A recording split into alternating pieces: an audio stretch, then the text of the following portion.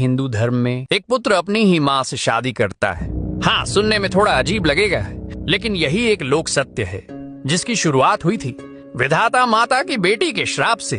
कहानी शुरू होती है विधाता माता से। जब कोई बच्चा जन्म लेता है तो उसके 7वें दिन की रात को विधाता माता आती हैं। कहा जाता है वे बच्चे की हथेलियों पर उसका भाग्य लेख लिखती हैं। कौन सा सुख उसे मिलेगा, कितनी उम्र होगी, कितना धन, कितनी रोटियां, कितना प्रेम, सब कुछ विधाता माता उस रात तय करती हैं। विधाता माता की एक सुंदर बेटी थी।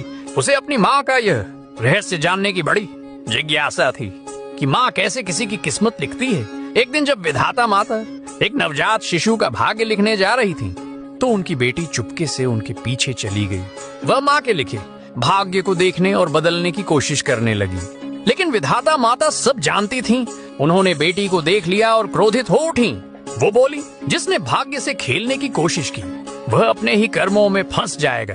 और उसी क्षण उन्होंने अपनी बेटी को श्राप दिया, अगले जन्म में तू उसी बालक की माँ बनेगी और अपने ही पुत्र से विवाह करने को बाध्य होगी। समय बीता। अगले जन्म में वही विधाता की बेटी एक रानी बनी और संयोग से उसी बालक जो अब राजा था उससे उसका विवाह हो गया। जब उसे यह सच्चाई पता चली तो वह कांप उठी और विधाता माता से क्षमा मांगने लगी।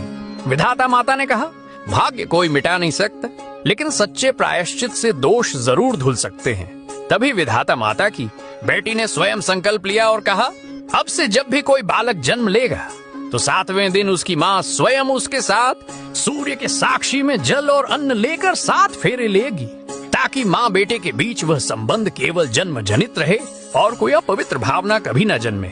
और तभी से चली आ रही है यह परंपरा कि बच्चे के 7वें दिन को विधाता लेखन कहा जाता है। माँ सूर्य के आगे दीप जल और अन्न रखती है, अपने बच्चे के शुभ भाग्य और सुरक्षा की कामना के लिए संकेत। यह कथा हमें यह सिखाती है कि जो लिखा है वह बदलना नहीं चाहिए, बल्कि सच्चे कर्म और प्रार्थना से भाग्य को सुंदर बनाया जा सकता है।